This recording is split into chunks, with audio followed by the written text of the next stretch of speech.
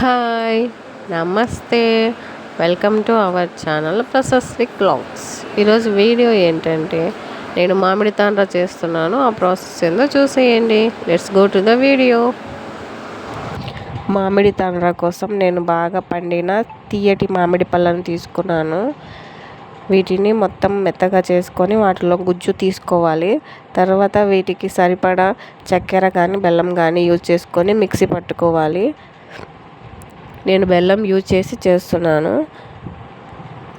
Mixie పట్టుకున్న బ్యాటర్ని ఒక స్టవ్ మీద ప్యాన్ పెట్టుకొని అందులో నెయ్యి వేసి బ్యాటర్ మొత్తం వేసి 10 మినిట్స్ మంచిగా కుక్ చేసుకోవాలి. ఈ కుక్ చేసే బ్యాటరు గ్లాస్ కన్సిస్టెన్సీ రావాలి. అప్పుడు తాండ్ర తొందరగా ఆరిపోతుంది అన్నమాట.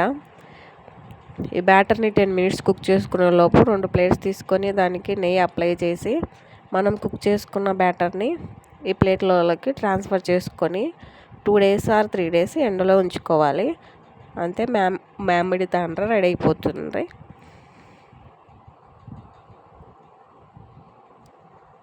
ఇంట్లోనూ ఎంత టేస్టీగా ఉండే మామిడి తాండ్రాను ఈజీగా రెడీ చేసుకోవచ్చు.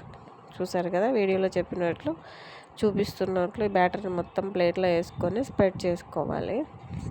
అలా 2 ప్లేట్స్లో నేను ఒక థిక్ లేయర్ లాగా స్ప్రెడ్ చేసి ఎండలో ఉంచాను. నాకు 2 daysకి తాండ్ర రెడీ అయిపోయింది. మనం కుక్ చేసుకున్న బ్యాటర్ని బట్టి తాండ్ర 2 days ఆర్ 3 daysలో రెడీ అయిపోతుంది. చూసారుగా తాండ్ర ఎంత ఈజీగా వస్తుందో. మన ఇష్టమైన షేప్లో కట్ చేసుకొని సర్వ్ చేసుకోవడమే. టేస్టీ మామిడి తాండ్ర రెడీ.